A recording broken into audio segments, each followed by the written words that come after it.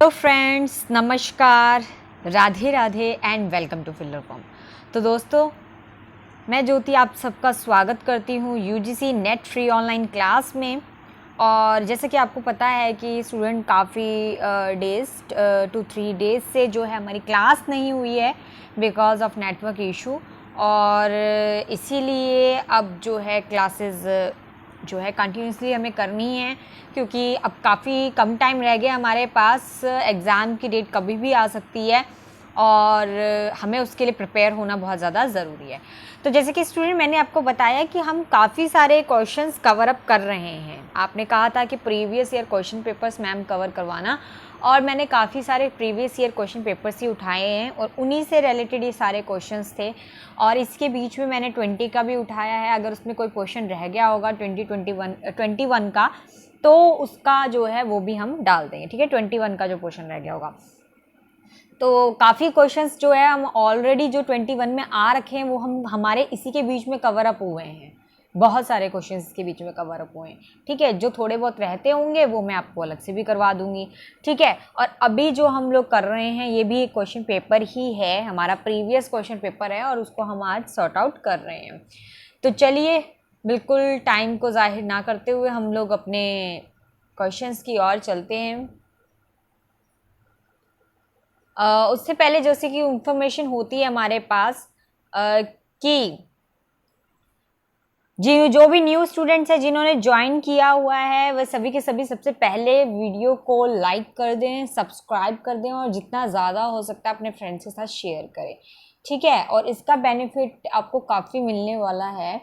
और जो है यहाँ पर आपको सारी इन्फॉर्मेशन भी मिल जाती है। तो आपको यहाँ पर व्हाट्सएप ग्रुप दिख रहा होगा, साथ में आपको यहाँ पर टेलीग्राम ग्रुप भी दिख रहा होगा। तो व्हाट्सएप हो गया, ये आपका टेलीग्राम ग्रुप हो गया और ये आपका इंस्टा अकाउंट हो गया। तो आप इसे ज्वाइन करें, क्योंकि ज्वाइन करने से क्या होगा, ज्वाइन करने से यही होगा कि आपको एनटीए की जितनी भी इंफॉर्मेशन होगी वो टाइम टू टाइम यहाँ पर मिल जाएगी। ठीक है, तो आपको यहाँ वहाँ जाना नहीं पड़ेगा। अब एडमिट कार्ड का भी सारी इन्फॉर्मेशन आपके लिए बहुत ज़्यादा इंपॉर्टेंट है, तो किसी का मिस ना हो, तो बेटर यही है ज्वाइन करेंगे तो जल्दी इन्फॉर्मेशन का पता चल जाएगा। तो चलिए आगे चलते हैं। और दोस्तों, और क्या है, और ये यहाँ पर आपको एक एप्लीकेशन देखने के लिए मिल रही है और इसे आप प्ले स्टोर से भी इंस्टॉल कर सकते हैं। प्ले स्टोर पर फिल्डर फॉर्म जाइए और वहाँ पर आप इसको इंस्टॉल कीजिए। और इंस्टॉल करने के बाद वहाँ पर आपको यहाँ पर फ्री नोट्स देखने को मिलेंगे, साथ में प्रीवियस ईयर क्वेश्चन पेपर्स भी और 100+ मॉक टेस्ट भी आपको यहाँ पर देखने के लिए मिलेंगे। और जैसे कि आपको फ्रेंड्स पता है कि अब और भी ज़्यादा यहाँ पर चीज़ें जो है ओपन हो गई है। लाइक यहाँ पर अब और भी कॉम्पिटिटिव जो एग्ज़ाम्स है उसकी प्रिपरेशन करवाई जाएगी। ठीक है, तो आपको उसके लिए प्रिपेयर होना है, वो चाहे केवीएस हो, केवीएस का एग्ज़ाम हो टीचर्स का, या फिर कुछ भी हो, चाहे वो सीटेट हो, ठीक है, एचटेट हो, कुछ भी हो, वो आपको यहाँ पर करवाया जाएगा। ठीक है, तो टेट के लिए भी यहाँ पर पूरी कोचिंग दी जाएगी। सो आप फ्री ऑफ कॉस्ट है सब कुछ, आप लोग आराम से इसका जो है पूरा फ़ायदा उठा सकते हैं। दोस्तों, जितनी भी क्लासेस होती है आप उसके पीडीएफ भी इंस्टॉल कर सकते हैं। यहाँ पर आपको स्क्रीन में नज़र आ रहा है। तो वेबसाइट है हमारी www.ugc.net.com। तो ये हमारी वेबसाइट है और आप इस वेबसाइट पर जाकर आराम से सारी क्लासेस के पीडीएफ ले सकते हैं। तो चाहे वो हिंदी सेकंड हो, चाहे वो पहला पेपर हो, उसकी भी आपको यहाँ पर सारी की सारी डिटेल्स मिल जाएगी, सारे पीडीएफ आपको यहाँ पर मिल जाएंगे। ठीक है, चलिए अब हम पहले प्रश्न की ओर अपने चलते हैं। आपको स्क्रीन में नज़र आ ही रहा होगा। तो चलिए पहले हम प्रश्न करते हैं। तो पहला प्रश्न क्या है हमारे पास?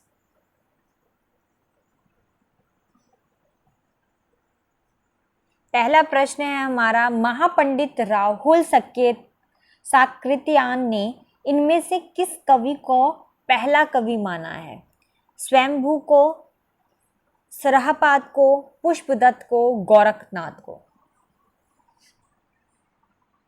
आंसर बताइए सभी के सभी। और आपको पता है ना कि एक आंसर करेक्ट होगा, आपको +2 मार्क्स ऐड करने हैं। ठीक है, तो +2 ऐड करके लास्ट में मैं आप लोगों से स्कोर भी पूछूंगी, तो इसलिए फटाफट आंसर दीजिए। यस, तो इसका आंसर है सरहपाद। ठीक है, तो सरहपाद इसका आंसर होगा। महापंडित राहुल साकृत्यायन ने सहपाद को जो है कवि, पहला कवि जो है वो माना है। उसके बाद अगला प्रश्न देखेंगे। दूसरा प्रश्न हमारा क्या है? सुंदेश डऊ सबित रऊ पी म कहनु ना जाई, जो काला गुली मुद दऊ सो बाहड़ी समाई। इस काव्य पंक्ति के रचनाकार कौन है? विमल सूरी है, अद्दहमान है, हेमचंद्र है, दामोदर भट्ट है। बताइए कौन है?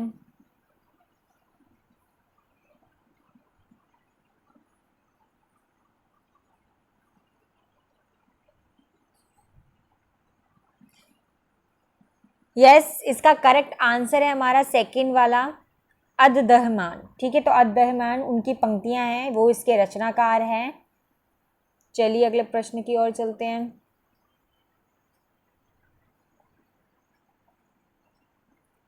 तीसरा प्रश्न हमारे पास क्या है? कबीर की अपेक्षा खुसरो का ध्यान बोलचाल की भाषा की ओर अधिक था, किसका कथन है ये? जॉर्ज ग्रियर्सन का, मिश्र बंधु का, हजारी प्रसाद द्विवेदी का, आचार्य रामचंद्र शुक्ल का।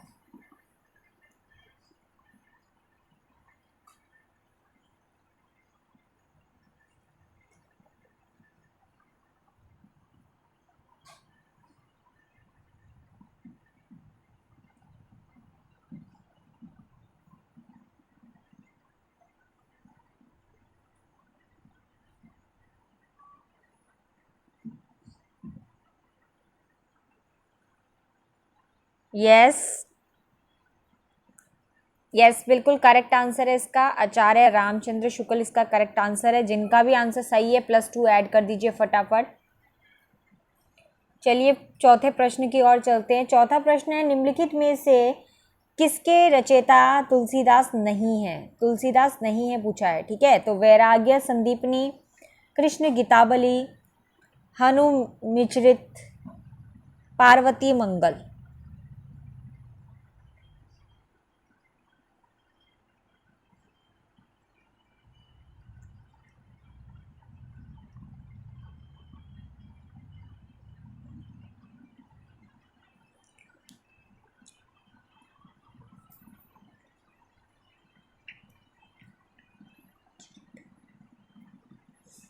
यस, इसका करेक्ट आंसर है दोस्तों हनुमंचरित।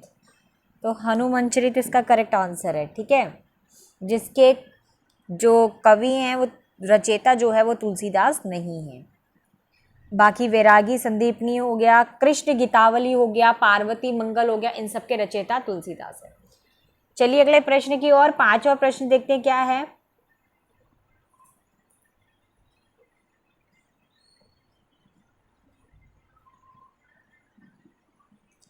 तो पांचवा प्रश्न हमारा है, जायसी पहले कवि हैं, सूफी बाद में है, किसका कथन है ये? श्याम मनोहर पांडे का, चंद्रबली सिंह का, विजय देव नारायण शाही का, आचार्य रामचंद्र शुक्ल का।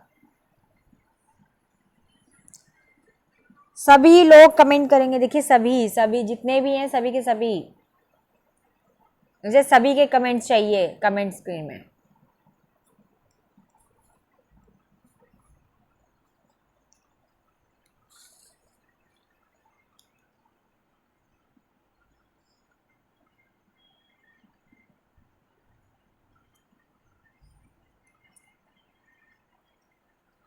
यस, फिफ्थ का आंसर है हमारा विजय देव नारायण शाही, तो इसका करेक्ट आंसर है। अगला छठा प्रश्न है हमारा, जसोदा कहाँ कहो हो बात, तुम्हारे सुत के करतब मोह पे कहे नहीं जात। सूरदास, नंददास, कृष्णदास, चतुर्भुजदास। बताइए इसका करेक्ट आंसर क्या है?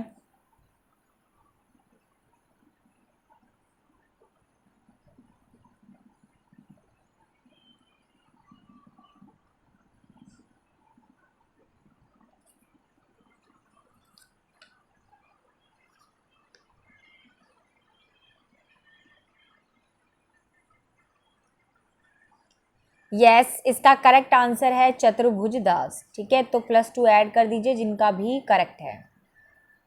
अब चलिए अगले प्रश्न की ओर चलते हैं।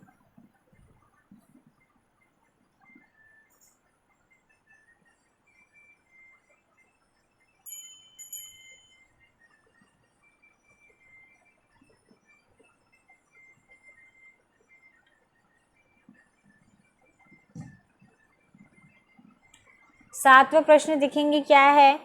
अधर अधर मधुरता कठिनता कचु तीक्ष्णता त्योर रस कवित परिपक्वता जाने रसिक न और।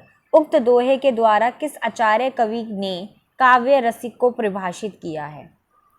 चिंतामणि ने, भिखारी दास ने, जसवंत सिंह ने, बैनी प्रवीण ने।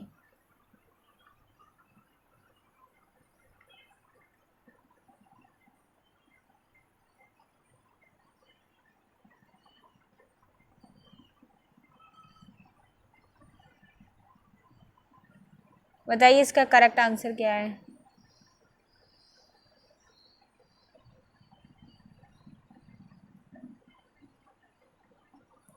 यह 7 का आंसर हमारा है भिखारी दास। ठीक है, चलिए अब जल्दी जल्दी क्वेश्चन करने हैं हमें फटाफट, तो फटाफट आंसर देंगे सभी के सभी। निम्नलिखित में से रीति मुक्त कविता की विशेषता कौन सी है?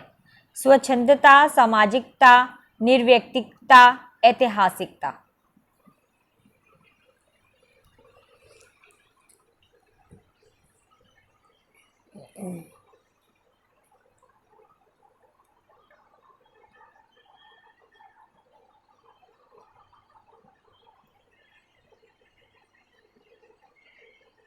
यस, तो इसका आंसर है स्वच्छंदता।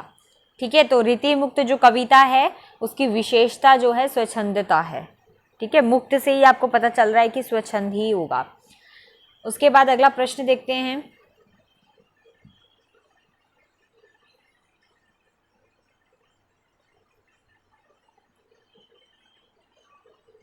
आगे 9वां प्रश्न है, एकांत संगीत किसकी रचना है? एकांत संगीत जो है वो किसकी रचना है? श्रीधर पाठक की, हरिवंश राय बच्चन की, रामेश्वर शुक्ल अंचल की, महादेवी वर्मा की।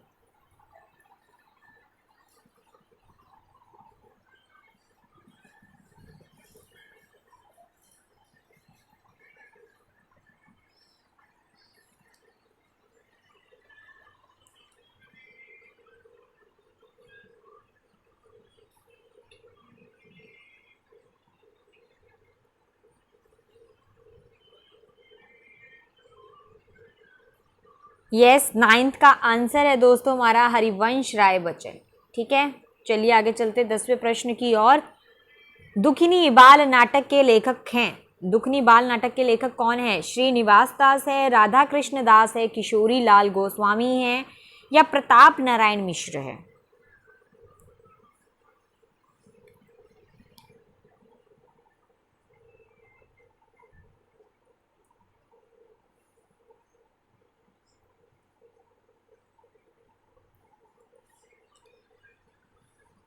यस, इसका आंसर है राधा कृष्ण दास। ठीक है, तो जिनका भी करेक्ट है +2 ऐड कर लीजिए फटाफट। 10 क्वेश्चन हमारे कवर अप हो चुके हैं। चलिए अब आगे चलते हैं हम लोग अपने 11वें प्रश्न की ओर।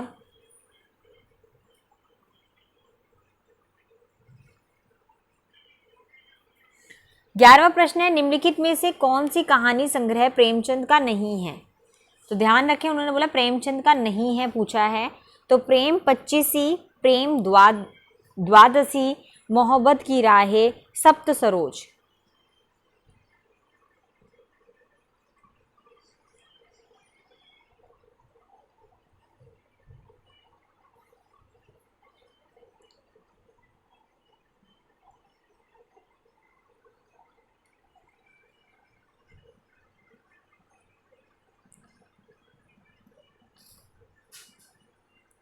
यस, आंसर दीजिए फटाफट। तो इसका करेक्ट आंसर है दोस्तों मोहब्बत की राहें। तो मोहब्बत की राहें जो है प्रेमचंद के द्वारा लिखा गया कहानी संग्रह नहीं है, बाकी सारे प्रेमचंद के द्वारा लिखे हैं। निम्नलिखित में से कौन सा कहानी संग्रह फणीश्वर नाथ रेणु का नहीं है? तो फणीश्वरनाथ रेणु की बात की जा रही कि उनका नहीं है। तो आदिम रात्रि की महक, अगिनखोर, अच्छे आदमी, गरीबी हटाओ।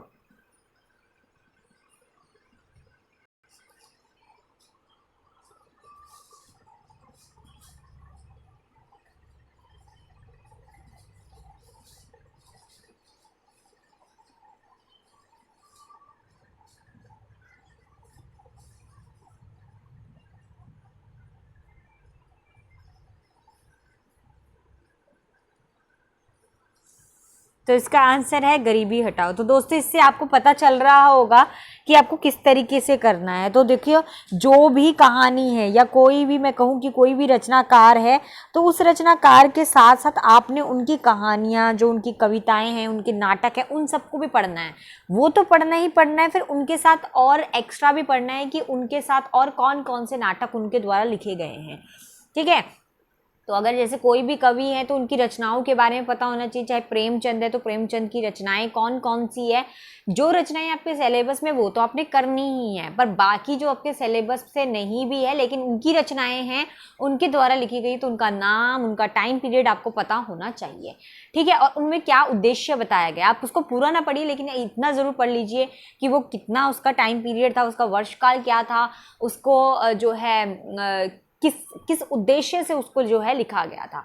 तो ये कुछ चीज़ें होती है, कुछ बातें होती है जो आपको पता होना चाहिए, क्योंकि अगर ये पता होगा तो आपको दिक्कत नहीं आएगी बिल्कुल भी एग्जाम में। ठीक है, आप हर तरीके से जो है उसे उसके बारे में सोच सकते हैं। तो चलिए इतने क्वेश्चन हो गए, अब आगे चलते हैं हम लोग।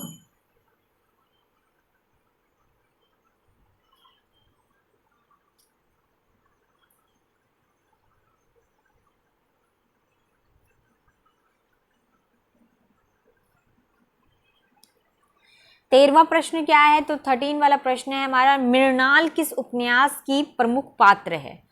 तो बताना है कि पात्र किसकी है। निवासित, परख, त्याग पत्र और अंतराल। तो इन चारों में से बताना है कि उपन्यास किस उपन्यास के पात्र है मृणाल।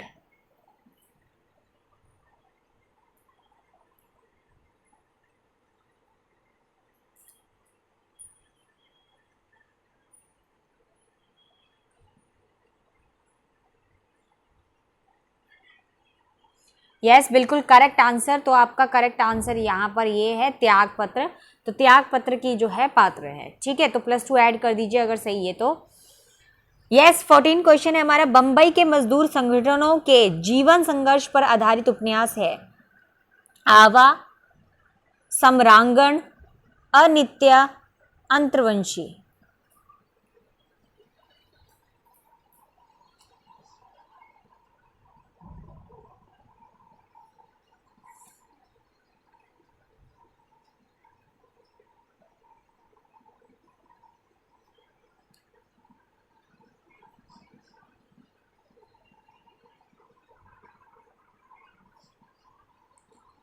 जल्दी बताइए इसका आंसर। यस, इसका आंसर है पहला, आवा। ठीक है, आगे 15वां प्रश्न है हमारा। 15वां प्रश्न क्या है, शिव शंभू के चिट्ठे के रचनाकार कौन है। वेरी इजी, ये तो सबको पता होगा। तो बाल मुकुंद गुप्त, श्याम सुंदर दास, सरदार पूर्ण सिंह या बाल कृष्ण भट्ट। शिव शंभू के चिट्ठे। यस, तो इसका आंसर है मुकुंद गुप्त। ठीक है, तो ये आपको पता है। अगला 16वां प्रश्न क्या है हमारा, देख लेते हैं।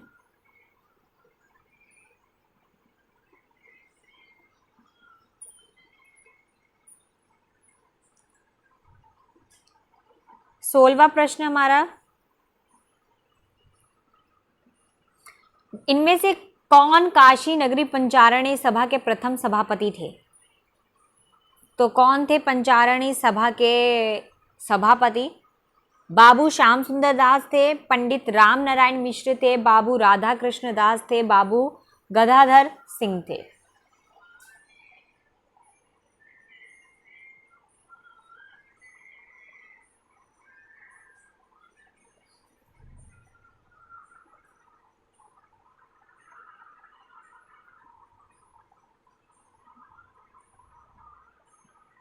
यस, इसका करेक्ट आंसर है हमारा बाबू राधा कृष्ण दास। ठीक है, तो जिनका भी ये है, टिक कर लीजिए, +2 मार्क्स ऐड कर लीजिए। आगे चलते हैं अगले प्रश्न की ओर। 17वां प्रश्न है हमारा, इनमें से कौन सा विराम चिन्ह ऐसे है जो हिंदी में अंग्रेजी भाषा से नहीं लिया गया है? कौन सा विराम चिन्ह ऐसा है जो हिंदी में अंग्रेजी भाषा से नहीं लिया गया है? तो यहाँ पर देखिए, आपके सामने स्क्रीन में आपको नजर आ रहा होगा, ठीक है।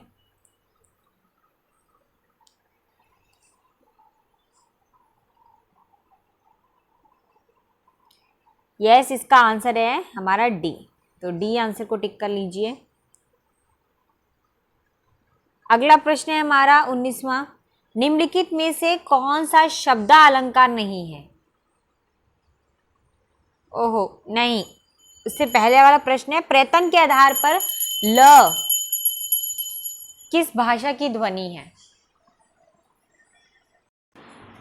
तो स्टूडेंट्स, तो हमारा जो प्रश्न है ये अलंकार वाला नहीं है अभी।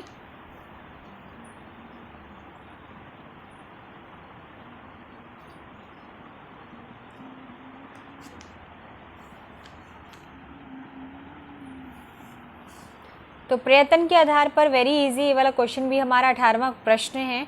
और 18वां प्रश्न है हमारा कि प्रयत्न के आधार पर ला जो है वो किस प्रकार की ध्वनि है? तो पार्श्विक ध्वनि है, अक्षिप्त ध्वनि, उत्क्षिप्त ध्वनि है, प्रकपित ध्वनि है, या संघर्षहीन ध्वनि है? तो बताइए कौन सी ध्वनि है ये?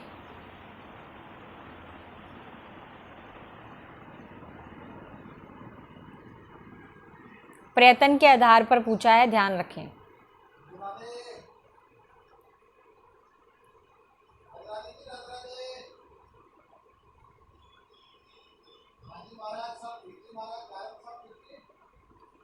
तो ये कौन सी ध्वनि हमारी? पार्श्विक ध्वनि है, ठीक है। उसके बाद हमारा अगला प्रश्न आ जाता है 19वां प्रश्न है, निम्नलिखित में से कौन सा शब्द अलंकार नहीं है? तो निम्नलिखित में से कौन सा शब्द अलंकार नहीं है? श्लेष, ठीक है, विप्सा, उपमा, या वक्रोक्ति?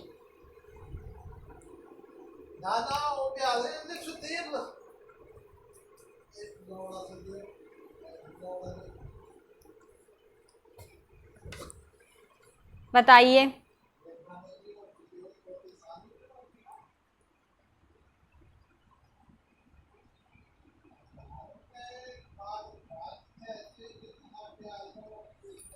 तो कौन सा शब्द अलंकार नहीं है? तो यहाँ पर आपने बताना है उपमा, ठीक है। तो इसका आंसर होगा उपमा। तो आप प्लस कर लीजिए फटाफट सारे के सारे, फिर कंफ्यूजन नहीं रहनी चाहिए आप लोगों को। आगे चलते हैं।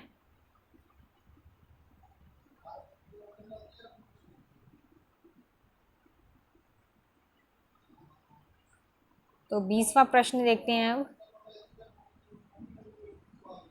20वां प्रश्न हमारा, रस सूत्र की व्याख्या करते हुए, ठीक है, अभिव्यक्तिवाद की स्थापना किस आचार्य ने की थी? रस सूत्र मैंने आप लोगों को करवा रखा है, और रस सूत्र की जब व्याख्या की थी उसमें मैंने अभिव्यक्तिवाद भी करवाया था। उसकी स्थापना किसने की थी? भट्टनायक ने की थी, श्री शंकुक ने की थी, भट्टलोलट ने की थी, या अभिनव गुप्त ने की थी?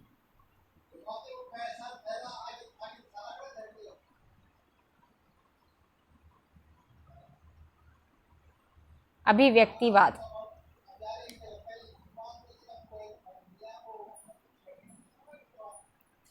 Very good. तो इसका आंसर है हमारा अभिनव गुप्त। तो जिनका भी आंसर अभिनव गुप्त है +2 ऐड कर दिए। तो देखिए दोस्तों, इस तरीके से ही जो है प्रश्न आप लोगों को करने हैं, ठीक है। हर तरीके से आपको प्रश्नों का उत्तर जो है वो आना चाहिए, ठीक है। तो इस तरीके से अपने आप को प्रिपेयर कीजिए ताकि आप एग्जाम में जो है बैठ सके, ठीक है। क्योंकि जितना मेरा वर्क था मैंने आपको अपनी तरफ से पूरा वर्क करवा दिया है। अब रिवीजन, प्रैक्टिस, ये सब आपके हाथों में है, ये सब आपने खुद करना है। तो जो जितना ज़्यादा प्रैक्टिस करेगा उसके उतने ज़्यादा मार्क्स आएंगे, ठीक है। सो हम कहते हैं ना, the practice make the man perfect. So practice ही आपको परफेक्ट बना पाएगी, और कोई इसका ऑप्शन नहीं है। तो आप सोचोगे कि यार नहीं यार ऐसा हो जाएगा, अरे हमने सब कुछ पढ़ रखा है, हो जाएगा। नहीं, without any practice, without practice के कुछ नहीं होने वाला। सो आपको ज़्यादा से ज़्यादा प्रैक्टिस करनी है। जितना ज़्यादा क्वेश्चन पेपर, सॉल्व पेपर जो है सॉल्व कर सकते हो उतना ज़्यादा बेटर है।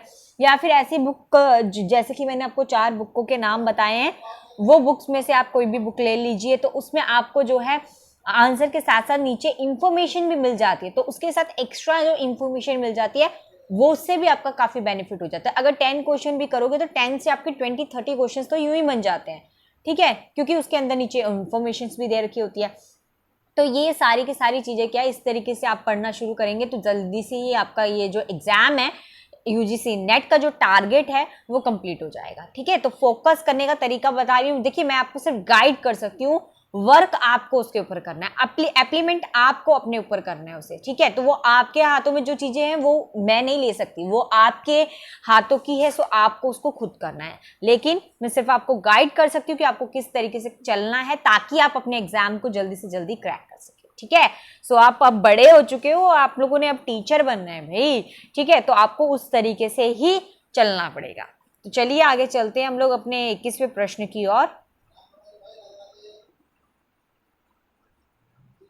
स्क्रीन में दिख रहा होगा सभी को 21 क्वेश्चन जो है हमारा क्या है, प्रकाशन वर्ष के अनुसार बताना है कि निम्नलिखित रचनाओं का सही अनुक्रम है। सही अनुक्रम बताना, तो पहला वो बोल रहे हैं भारतेश्वर, बाहुबली रास, शर्वाकाचार, चंद्रबाला रास हो गया, रेवती गिरी रास हो गया। तो यही उल्टे फुलटे करके दे रखे हैं, तो इसका सही अनुक्रम क्या है वो आप बताइए।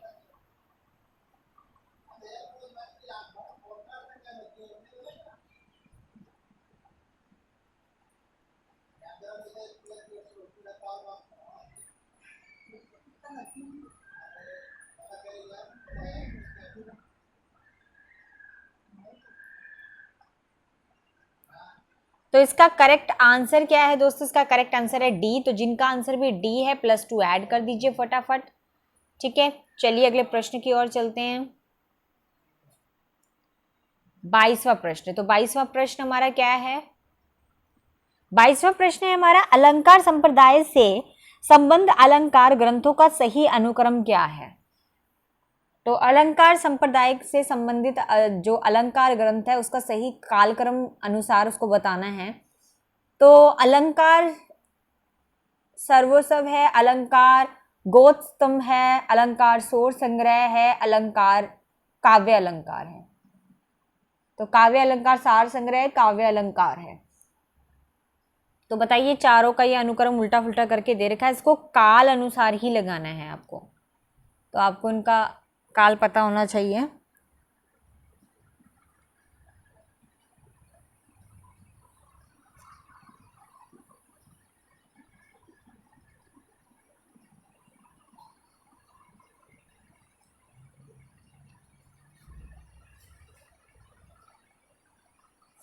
यस, तो इसका करेक्ट आंसर है हमारा डी, ठीक है। काव्य अलंकार सबसे पहले आएगा हमारा काव्य अलंकार, फिर आएगा काव्य अलंकार सार संग्रह, फिर आएगा अलंकार सर्वस्व, फिर आएगा हमारा अलंकार को स्तुम। चलिए अगले प्रश्न की ओर। 23वां प्रश्न क्या है, 23वां प्रश्न है जन्म काल के अनुसार निम्नलिखित पाश्चात्य आलोचकों का सही कालक्रम अनुसार है। कालक्रम क्या है, तो आपको पाश्चात्य अलंकार आलोचकों के नाम तो पता ही होगा और उन्हीं को इसको काल के अनुसार लगाना है। तो कॉलरिज है, मैथ्यू आर्नल्ड है, क्रोचे हैं, जॉन ड्राइडन है। तो ये है हमारे उल्टे फुल्टे करके दे रखे, तो सही इसको अनुक्रम में सेट कीजिए।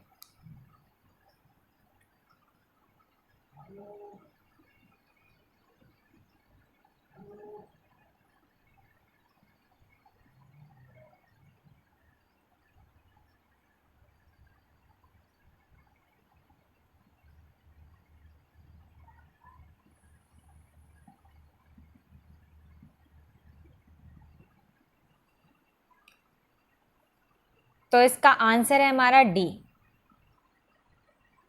इसका आंसर डी है। तो जिनका भी डी है आंसर टिक कर लीजिए। सबसे पहले आएगा जॉन ड्राइडन, उसके बाद आएगा कॉलरिज, कॉलरिज के बाद आएगा मैथ्यू आर्नल्ड और उसके बाद आएगा क्रोचे, ठीक है। तो जिसको इनका सन भी पता है फटाफट कमेंट सेक्शन में कमेंट कीजिए, ठीक है। तो फिर हम आगे चलते हैं अगले प्रश्न की ओर।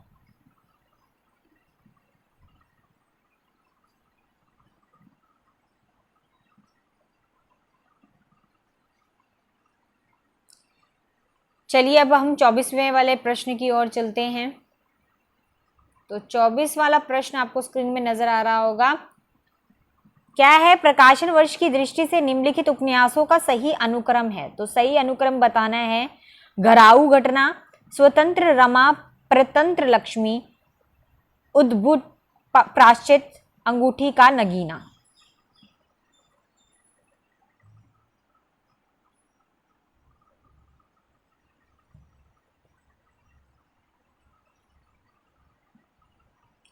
सही इसका सेटअप बताइए, इसका उपन्यासों को सही अनुक्रम में लगाना है। अब ये देखिए कि ये वाले उपन्यास हमारे सिलेबस में नहीं है, लेकिन उसके बावजूद भी हमारे को इसकी जानकारी होनी चाहिए। ठीक है, तो इसीलिए जो भी उपन्यास, जो भी हमारे हमारे रचनाकार होंगे, कहानीकार होंगे, उन सब के और भी जो भी रचनाएं हैं वो भी आपको पता होनी चाहिए, चाहे उनके नाटक है, चाहे कविता है, चाहे निबंध है, कुछ भी है। तो इसका आंसर पहला ही आएगा हमारे पास। ठीक है, तो जिनका भी पहला है +2 ऐड कर दीजिए फटाफट। तो सबसे पहले आएगा घराऊ घटना, फिर आएगा स्वतंत्र रमा, परतंत्र लक्ष्मी, फिर आएगा उद्भुत प्राश्चित, फिर आएगा अंगूठी का नगीना। ठीक है, चलिए अब 45 प्रश्न हमारा क्या है देख लेते हैं।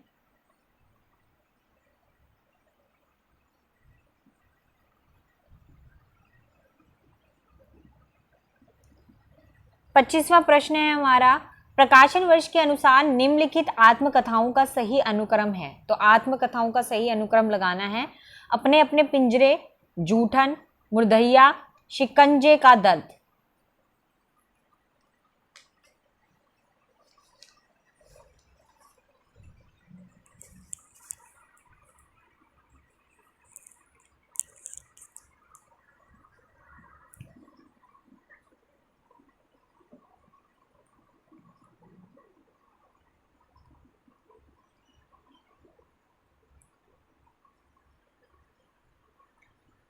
तो इसका सही आंसर है हमारा फर्स्ट वाला, अपने अपने पिंजरे।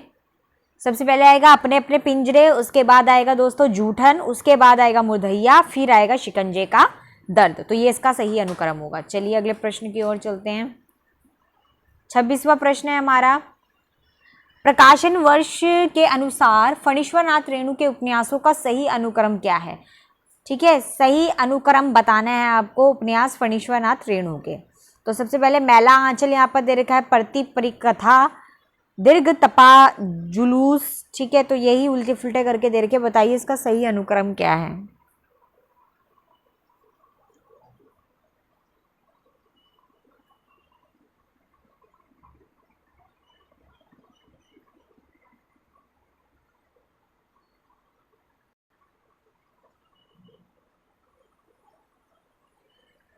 यस, इसका सही अनुक्रम पहला ही है। तो जिनका पहला है +2 मार्क्स ऐड कर दीजिए फटाफट। सबसे पहले आएगा हमारे पास मैला आंचल, मैला आंचल के बाद आएगा प्रतिप्रिय कथा, फिर आएगा दीर्घ तपा, फिर आएगा जुलूस। ठीक है, तो ये इसका सही अनुक्रम है। चलिए अगले प्रश्न की ओर।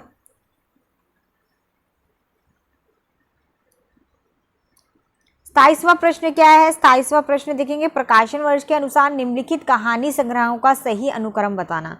तो कहानी संग्रह दे रखा है आपके पास और उनका सही अनुक्रम लगाकर सेट करना है। सबसे है पहले सतमी के बच्चे, फिर दूसरा है फांसी, फिर आएगा बिखरे मोती और फिर आएगा दो बांके।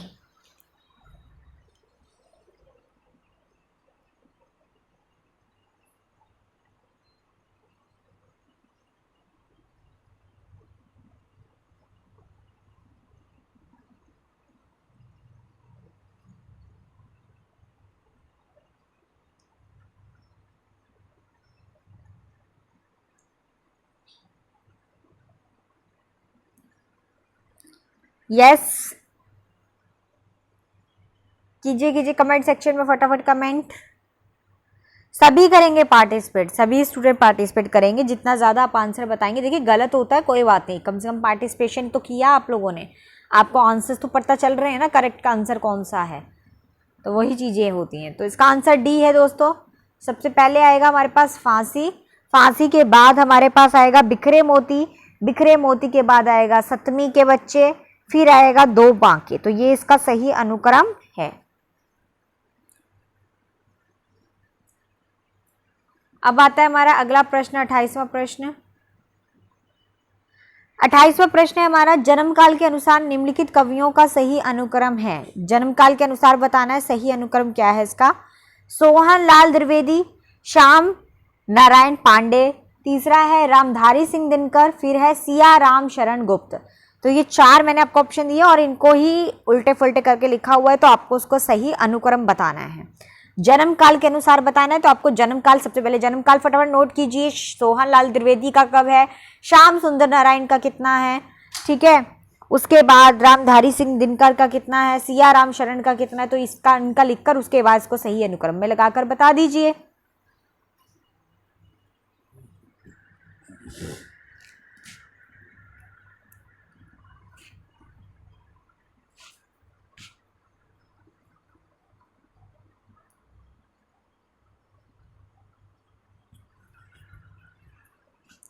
यस, तो इसका सही आंसर है सी। सबसे पहले आएगा यहाँ पर सिया राम शरण, सिया राम शरण गुप्त सबसे पहले आएगा, फिर आएगा सोहन लाल द्विवेदी, फिर आएगा श्याम नारायण पांडे, फिर आएगा रामधारी सिंह दिनकर। तो ये इसका सही अनुक्रम है, ठीक है। अब आता है अगले प्रश्न की ओर।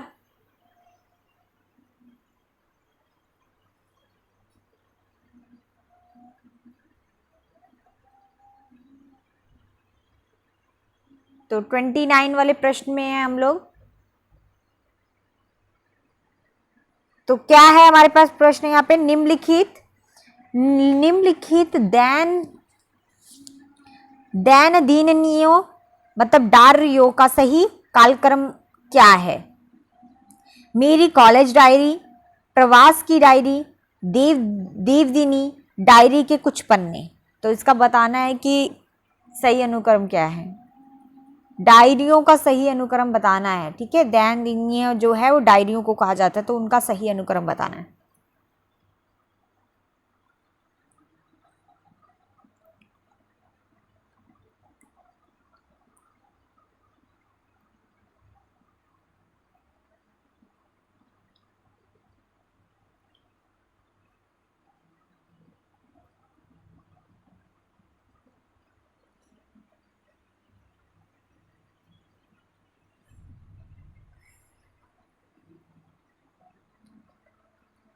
यस, तो इसका सही आंसर हमारा क्या है, दैनंदिनी, ठीक है। फिर आएगा डायरी के कुछ पन्ने, फिर आएगा मेरी कॉलेज डायरी, फिर आएगा प्रवास की डायरी। तो ये डायरियों का सही अनुक्रम है। सबसे पहले आएगा दैनंदिनी, फिर आएगा डायरी के कुछ पन्ने, फिर आएगा मेरी कॉलेज डायरी, फिर आएगा प्रवास की डायरी।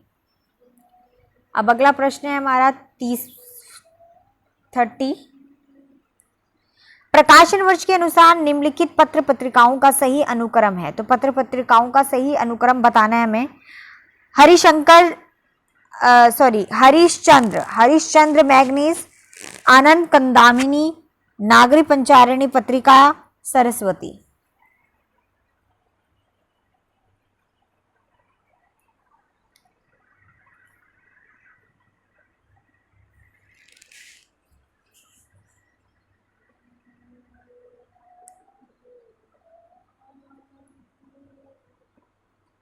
यस, तो इसका आंसर है पहला। तो सबसे पहले आएगा हरिश्चंद्र मैगजीन, फिर उसके बाद आएगा आनंद कंदामिनी, फिर आएगा नागरी प्रचारिणी पत्रिका, फिर आएगा सरस्वती। तो ये इसका सही अनुक्रम है। तो 30 क्वेश्चन हमारे हो चुके हैं, आगे चलते हैं।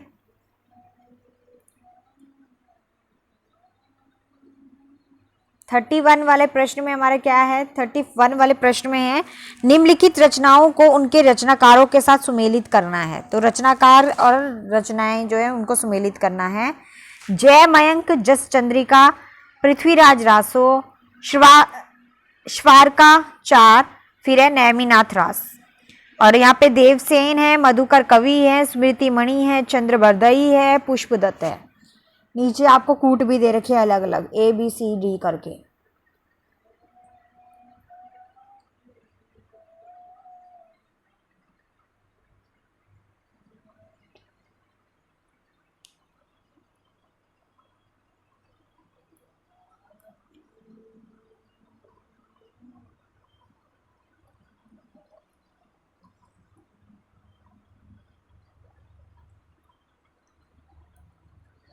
तो इसका सही आंसर है बी।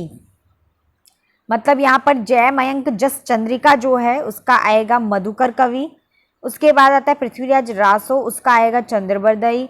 उसके बाद आता है श्वारकाचार्य, इसका आएगा आपका देवसेन। फिर है हमारा नेमिनाथ रास, नेमिनाथ रास का क्या आएगा आपका यहाँ पर सुमिति मणि। तो ये इसका सही अनुक्रम है, सही सुमेलन किया है। अब आगे चलते हैं अगले प्रश्न की ओर।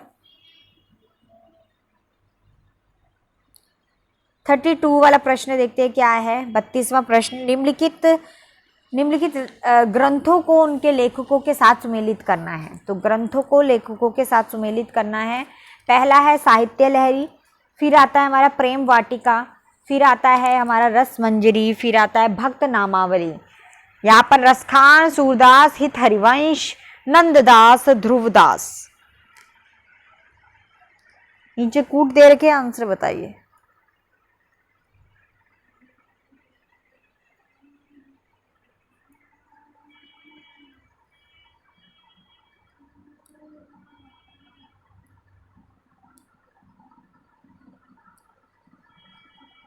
तो इसका सही आंसर हमारा क्या आएगा, सही आंसर है इसका पहला ही। ठीक है, तो सबसे पहले आएगा यहाँ पर ए का, दूसरा आएगा यहाँ पर साहित्य लहरी जिसका आएगा सूरदास। उसके बाद हमारा आता है यहाँ पे प्रेम वाटिका जिसका आएगा रसखान। उसके बाद आता है रस मंजरी जिसका आएगा हमारा नंददास। उसके बाद आता है भक्तमाल नामावली, भक्तमाल नामावली का आएगा यहाँ पे ध्रुवदास। तो ये इसका सही अनुक्रम है। चलिए अगले प्रश्न की ओर। 33, तो 33वां जो प्रश्न है हमारा क्या है यहाँ पर, निम्नलिखित कवियों को उनकी रचनाओं के साथ सुमेलित कीजिए। तो कवि हैं, उनकी रचनाओं के साथ उनको सुमेलित करना है। आलस, घनानंद ठाकुर, द्विजदेव। ठीक है, और यहाँ पर जो है सूची दूसरे में लिखा हुआ है सुजा निहित प्रबंध, श्रृंगार लतिका सौरभ, माधवानल, काम कंदला, ठाकुर ठसक और इश्कनामा। तो इसका सही अनुक्रम कूट नीचे दे रखा है, बताइए।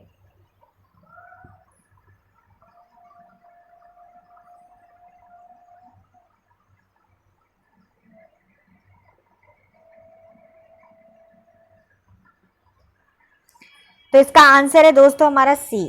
ठीक है, तो सी है तो क्या बनेगा यहाँ पर हमारा आलस, आलस का आ जाएगा आपका माधवानल। ठीक है, माधवानल काम कंदला। उसके बाद घनानंद, घनानंद का आ जाएगा आपका सुजा निहित प्रबंध। उसके बाद ठाकुर, ठाकुर का आ जाएगा आपका ठाकुर ठसक।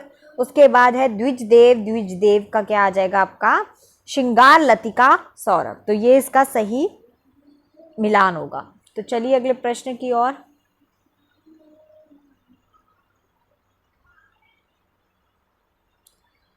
34 वाला प्रश्न क्या है देख लेते हैं।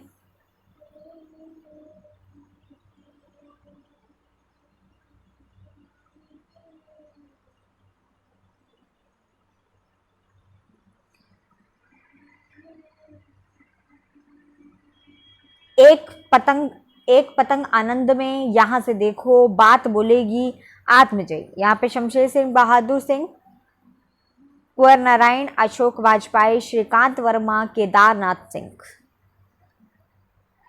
मिलान कीजिए इसका सही।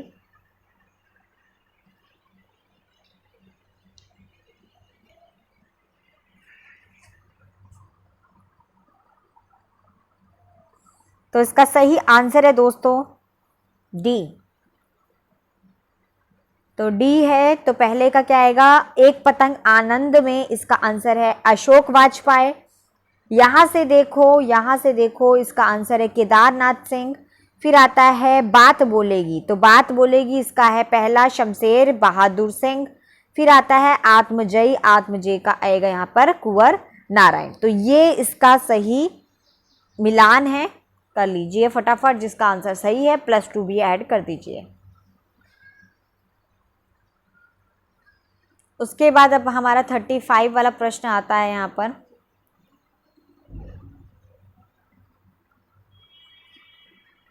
निम्नलिखित रचनाओं को उनके रचनाकारों के साथ सुमेलित करना है। तो रचना और रचनाकारों का नाम है यहाँ पर सूखी डाली, कारवा, बादल की मृत्यु एक घूंट।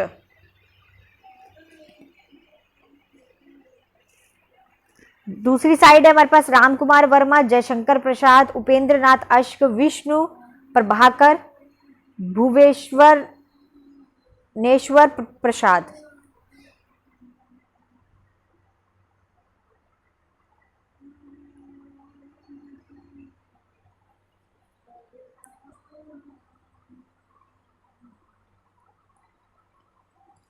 तो इसका करेक्ट आंसर है हमारे पास सी के हिसाब से देख सकते हैं आप।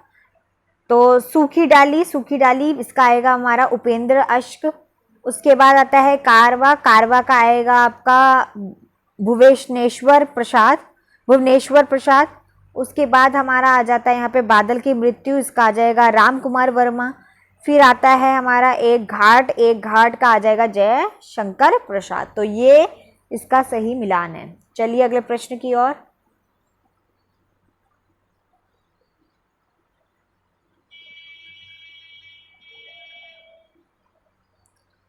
थर्टी सिक्स वाला प्रश्न है, इसका आगे चला गया वो फेज। तो मेरी आत्म कहानी, ठीक है, तो मेरी आत्म कहानी, स्मृति की रेखाएं, माटी की मूर्तें, हरिश्चंद्र। उसके बाद यहाँ पर राम वृक्ष बैनीपुरी, शिवनंदन सहाय, श्याम सुंदर दास, महादेवी वर्मा, कन्हैया लाल मिश्र प्रभाकर। तो इसको मिलान कर दीजिए, बाकी ऑप्शन में मैं इसका करेक्ट आंसर बता दूंगी।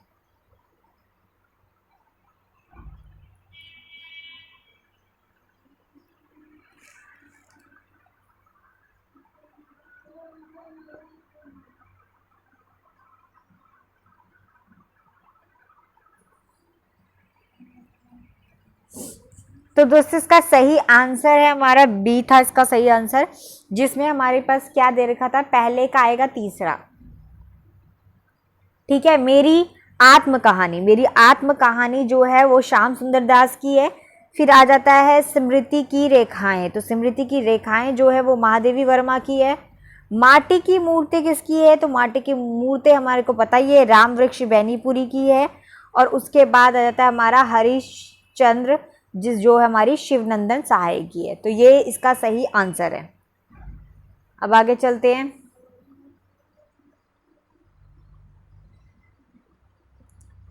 37 प्रश्न की ओर। 37 प्रश्न में निम्नलिखित लेखिकाओं को उनके रचनाओं के साथ सुमेलित कीजिए। तो रेखाएं हैं और उनके साथ उनकी रचनाओं का सुमेलन करते हैं। ममता कालिया, फिर आएगा यहाँ पे नासिरा शर्मा, चित्रा मृदगल, उसके बाद अलका सरावगी। उसके बाद यहाँ पर एक जमीन अपनी, शेष कंदावरी, एक पति के नोट्स, जिंदा मुहावरे।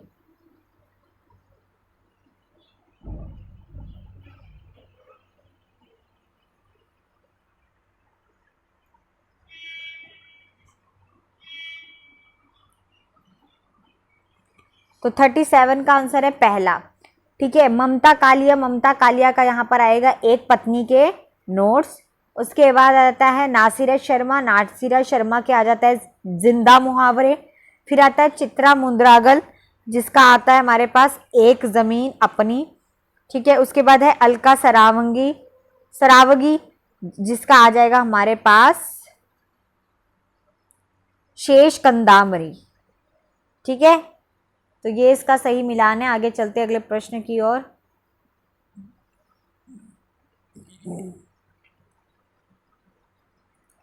थर्टी 38 वाला प्रश्न है, निम्नलिखित काव्य कृतियों को उनके आचार्यों के साथ सुमेलित कीजिए। तो काव्य कृतियां हैं, उनके आचार्य के साथ उनको सुमेलित करना है। यहाँ पर है औचित्य विचार चर्चा, ध्वन्यालोक, श्रृंगार प्रकाश, काव्य मीमांसा।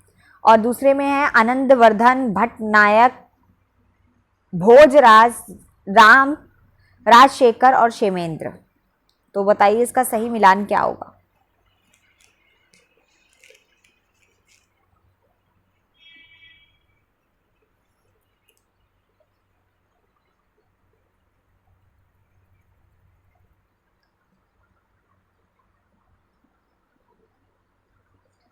यस, तो 38 का सही हमारा करेक्ट जो आंसर है वो है फर्स्ट वाला। ठीक है, औचित्य विचार चर्चा, औचित्य विचार चर्चा जो है इसका आएगा आपका क्षेमेंद्र। फिर आ जाता है हमारा ध्वन्यालोक, ध्वन्यालोक का आएगा आपका आनंदवर्धन। फिर आता है श्रृंगार प्रसाद, श्रृंगार प्रसाद का हमारा आएगा भोजराज। फिर आएगा काव्य मीमांसा, काव्य मीमांसा का आएगा हमारे पास राजशेखर। तो ये इसका सही अनुक्रम है। तो जिनका करेक्ट है, अभी तक के जितने क्वेश्चंस करेक्ट है +2 ऐड करते जाइए फटाफट, आगे चलते हैं।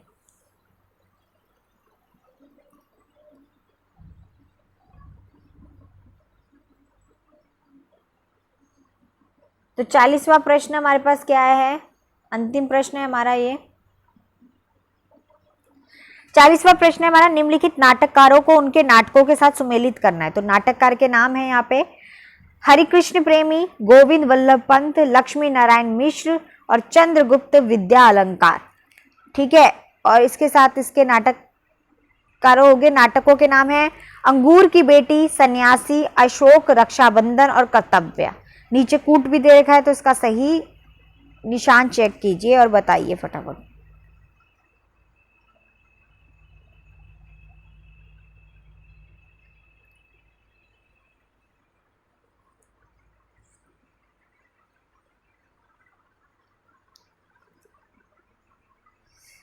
तो दोस्तों इसका करेक्ट आंसर है हमारे पास बी। तो सबसे पहले आ जाते हैं हमारे हरिकृष्ण प्रेमी, हरिकृष्ण प्रेमी का क्या आएगा रक्षाबंधन। उसके बाद आते हैं गोविंद वल्लभ पंत, गोविंद वल्लभ पंत जो है उनका आ जाएगा आपका अंगूर की बेटी। फिर आ जाएगा हमारा लक्ष्मी नारायण मिश्र, लक्ष्मी नारायण मिश्र का आएगा सन्यासी। और उसके बाद आता है हमारे पास चंद्रगुप्त विद्या अलंकार, तो विद्या अलंकार इसका आएगा आपका अशोक। तो ये इसका मिलान सही है बिल्कुल। आई होप आपको ये समझ आ गए होंगे सारे के सारे आंसर्स। और एमसीक्यू जो हमने किए ये प्रीवियस ईयर क्वेश्चन पेपर में से ही उठाया गया है और उसी में से मैं करवा रही हूँ आप लोगों को। अभी तक जितने भी हमारे हुए हैं वो सब मैंने पेपर से उठाए हैं, ठीक है। और इससे पहले जब हमारी क्लासेस होती थी उस समय जो मैं एमसीक्यूज करवाती थी वो जो थे वो थोड़े हमारे वैसे वाले थे जो उनके सब्जेक्ट बेस्ड थे, ठीक है। अब ये ओवरऑल हमारे चल रहे हैं। तो अभी अब हमारा 40 का जो टारगेट होता है वो आप लोग कंप्लीट करते ही हो अच्छी तरीके से। तो आई होप अब फर्स्ट और सेकंड पेपर दोनों की प्रिपरेशन जो है शुरू कर दीजिए अच्छी तरीके से, ठीक है। तो फर्स्ट पेपर के लिए भी अच्छा अपना टाइम दीजिए और साथ साथ सेकंड पेपर के लिए भी आपका टाइम दीजिए, जो कि सेकंड पेपर आपका हिंदी है। तो अच्छी तरीके से पढ़ाई कीजिए। कहीं पे कोई प्रॉब्लम आती है, कुछ भी आती है, तो आप लोग मुझे फेसबुक में फॉलो कर सकते हैं। फेसबुक में मेरी आईडी है राधे ज्योति, RADHEY, राधे JYOTI ज्योति।